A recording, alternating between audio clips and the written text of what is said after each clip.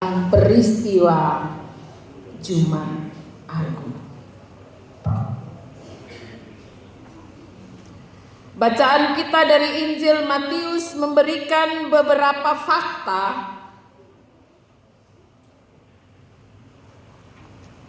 di mana di sana ada banyak hal terjadi. Bacaan kita dimulai dengan fakta bahwa ada seorang yang bernama Simon dari Kirene.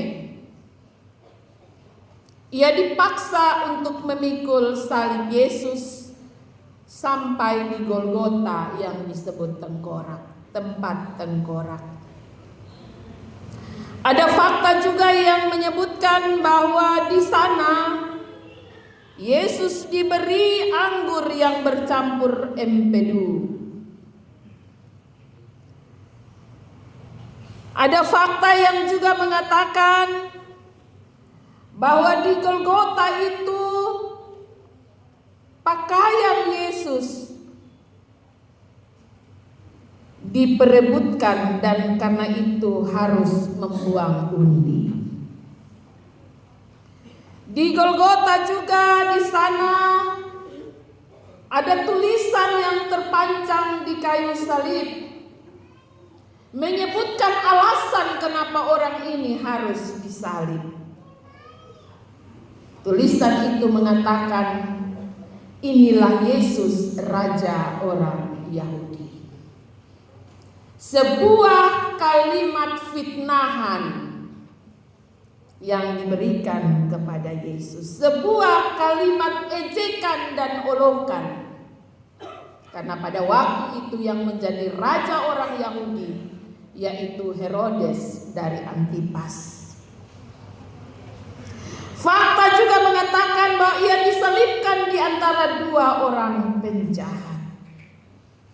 Fakta juga mengatakan bahwa bukan saja orang yang lewat di sekitar itu menghujat dan menggelengkan kepala, tetapi bahkan para penjahat ini pun menghujat dia.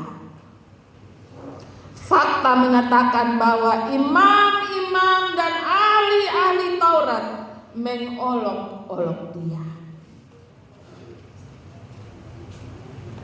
Padahal biasanya ketika di awal kita marah, kita benci dengan orang, tapi ketika kita hati manusia kita akan berkata lain ketika kita menyaksikan penderitaan yang begitu hebat.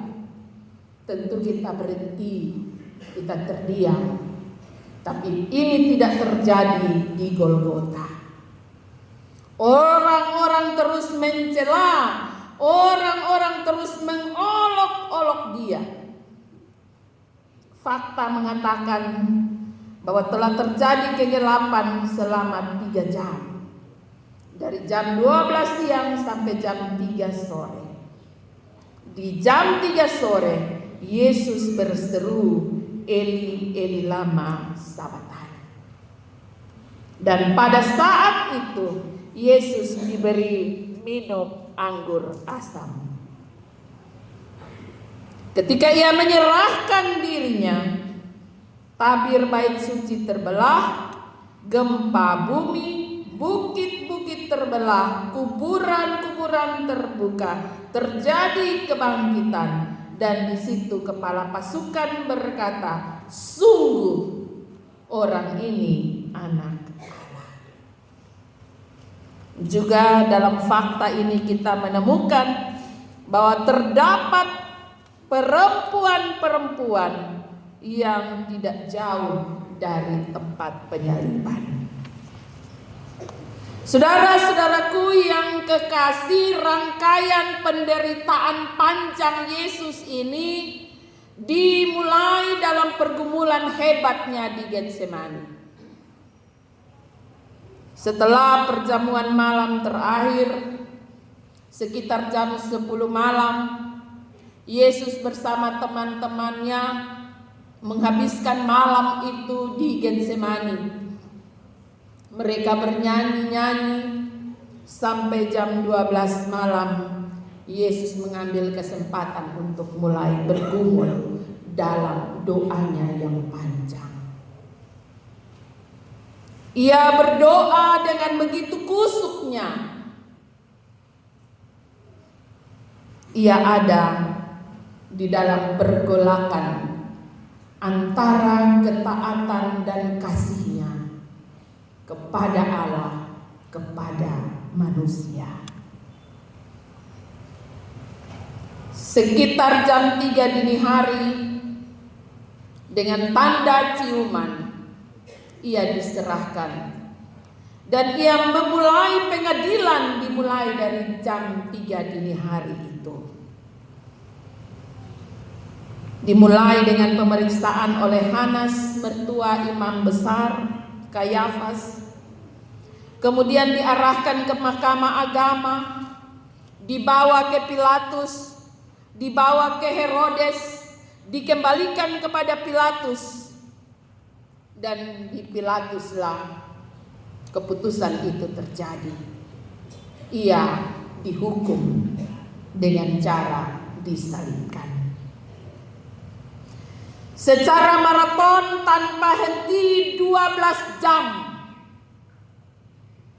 Yesus menjalani penderitaan itu. Dengan memikul salibnya, dan di dalam satu perhentian, Simon dari Kirene menolongnya. Tepat jam 9 pagi, salib itu berdiri di Bukit Golgota yang bernama Tengkorak. Saudara-saudaraku yang kekasih, apa yang kita dapatkan dari cerita ini?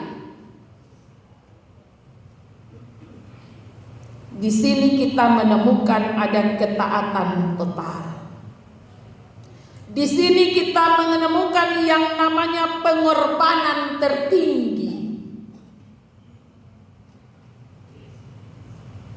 Di sini kita menemukan yang namanya keadilan. Penyaliban dan kematian harus terjadi.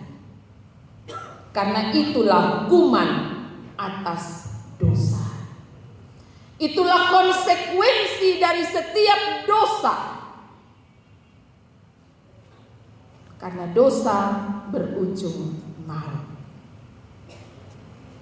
Saudara-saudaraku yang kekasih, kita juga menemukan ada figur-figur yang ada di sekeliling salib Yesus.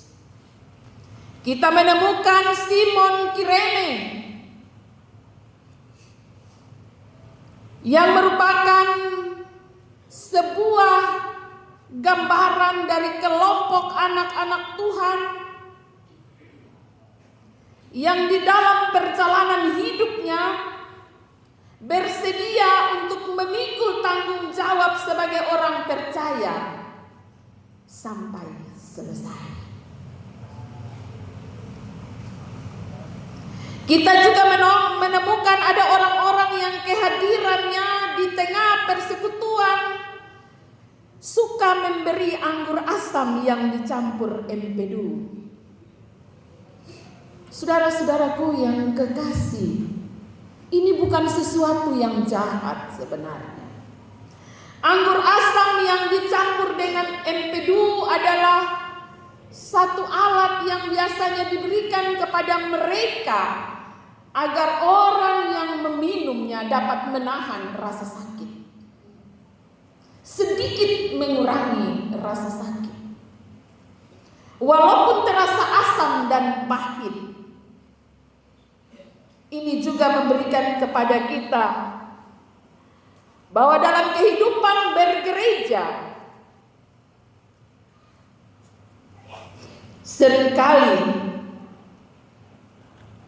kepada kita diizinkan untuk mengalami satu kondisi yang pahit agar kita bisa diringankan menghadapi tantangan yang besar.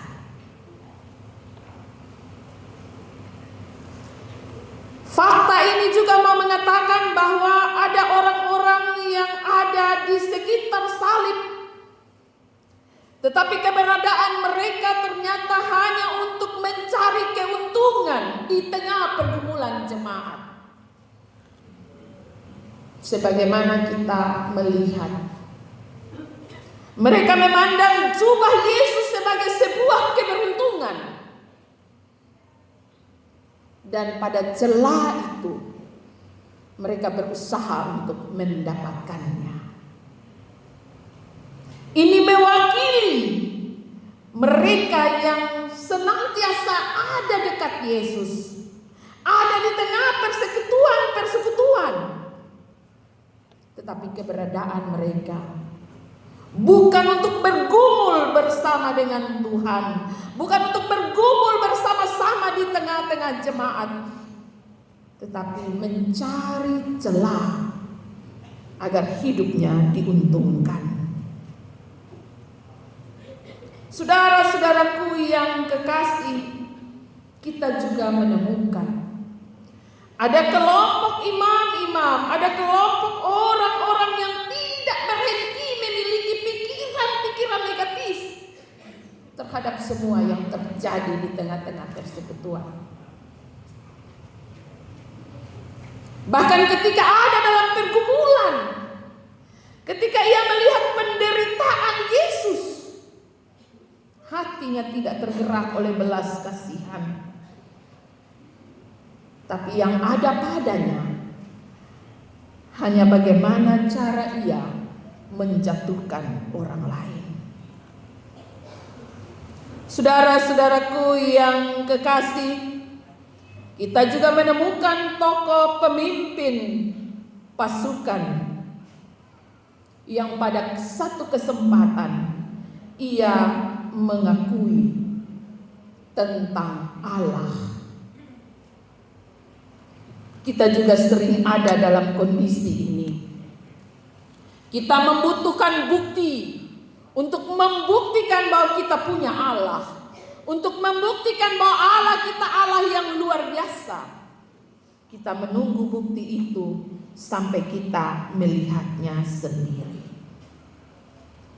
Kita juga menemukan ada kelompok orang-orang yang di dalam ketidakberdayaannya, yang mungkin tidak dianggap, tetapi mereka ada dalam kesetiaan. Perempuan-perempuan yang lemah dan takut, mereka tidak pernah lari, mereka ada dalam kesetiaan untuk terus melihat dan menyaksikan akan penderitaan dan pengorbanan Yesus. Saudara-saudaraku yang kekasih, penyaliban itu bukan tanda kekalahan. Penyaliban justru adalah tanda kemenangan. Ketaatan yang total yang tidak bisa dikalahkan oleh godaan. Kematian menjadi sebuah legitimasi hukuman dosa. Akhir dari dosa adalah maut. Dan Yesus menjalaninya dengan setia. Saudara-saudaraku yang kekasih, ketaatan dan kesetiaan Yesus pada amanat Sang Bapa menolong kita untuk memahami kasih Allah yang sedemikian besar. Kasih Allah melampaui segala penderitaan, baik fisik maupun psikis. Kasih dan keadilan Allah bertemu dalam proses penyaliban dan kematian Yesus. Penyaliban yang hina dan kematian menjadi hukuman atas dosa dan menjadi bukti dari keadilan Allah yang dinyatakan. Sekaligus berbarengan dengan itu, kita juga menemukan kasih Allah bagi keselamatan saya dan saudara. Setelah keadilan dan hukuman dijalani, Yesus ada dalam kemenangan. Kita dipulihkan, kita dilepaskan, kepada kita dianugerahkan keselamatan. Inilah bukti kasih Allah. Kasih Allah lebih besar dari penderitaan itu sendiri. Kasih Allah lebih besar dari hukuman itu sendiri. Kasih Allah yang mampu menolong saya dan saudara. Terimalah kasih Allah, tetap pandanglah kepada salib, agar kita tidak boleh lupa bahwa kematian kitalah yang mesti terjadi. Tetapi kasih Allah menggantikan bukan saja kesakitan, tetapi juga kematian itu. Tuhan Yesus akan terus menolong saya dan saudara. Di sepanjang siara hidup kita, kita selalu diingatkan akan peristiwa kematian. Tapi kita pun ada dalam ucapan syukur, karena ketaatan Yesus tidak berhenti di salib. Ketaatan Yesus berujung pada kebangkitan. Kita akan menanti kebangkitan pada masa raya Paskah nanti, yang akan terus memperteguh iman saya dan saudara menjalani hari-hari yang penuh dengan penderitaan ini. Tuhan Yesus memberkati kita sekalian. Amin. Firman Tuhan ini